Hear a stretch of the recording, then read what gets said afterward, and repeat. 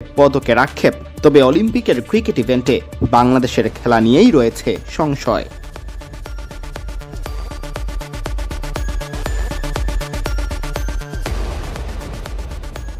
দীর্ঘ 128 বছর পর লস অ্যাঞ্জেলস অলিম্পিকে ক্রিকেট ফিরলেও এতে অংশ নিতে পারবে মাত্র 6টি দেশ।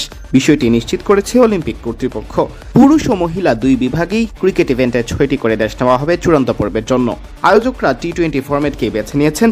এখনও নিশ্চিত করা না হলেও সেক্ষেত্রে টি-20 র্যাঙ্কিংয়ের শীর্ষ 6 দল নিয়েই হতে পারে অলিম্পিকের ক্রিকেট ইভেন্ট।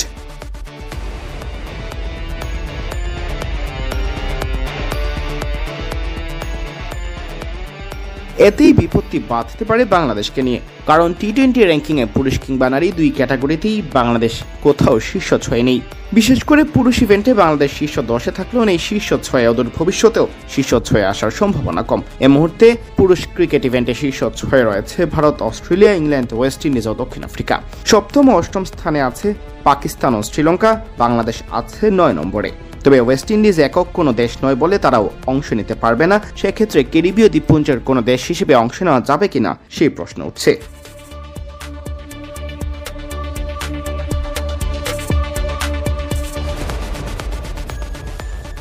বিশ্বের প্রায় সবগুলো ক্রীড়া ইভেন্ট নিয়ে প্রতি 4 বছর পর পর বসে অলিম্পিকের আসর। বিশাল ক্রীড়া যজ্ঞের মহিমা প্রকাশ করতে অনেকেই একে আখ্যা দিয়ে থাকেন the greatest show on earth বলে। অলিম্পিকে ক্রিকেটের অস্তিত্ব শেষবার দেখা গেছে 1900 সালে, যখন ক্রিকেট ঠিকমতো মাথা তুলে দাঁড়াতেই পারেনি। সেবার গ্রেট ব্রিটেন বা যুক্তরাজ্য স্বর্ণ ও ফ্রেঞ্চ অ্যাথলেটিক ক্লাব ইউনিয়ন রৌপ্য অর্জন করে।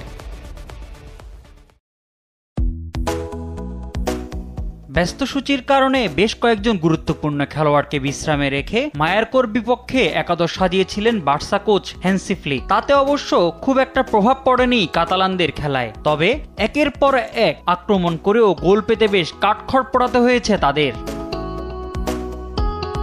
ঘরের মাঠে শুরু থেকেই একের পর এক আক্রমণে মায়ার্কোকে কোণঠাসা করে রাখলেও গোলরক্ষকের দৃঢ়তায় গোল বঞ্চিত হন বার্সা ফরোয়ার্ডরা। তবে গোলের জন্য আর বেশিক্ষণ অপেক্ষা করতে হয়নি তাদের। বিরতির পর প্রথম মিনিটেই বার্সাকে এগিয়ে দেন দানি অলমো। শেষ পর্যন্ত এই এক গোলের জয় নিয়েই মাঠ ছাড়ে হ্যান্সি ফ্লিক শিষ্যরা। এই জয়ে শীর্ষস্থান আরও মজবুত করল তারা।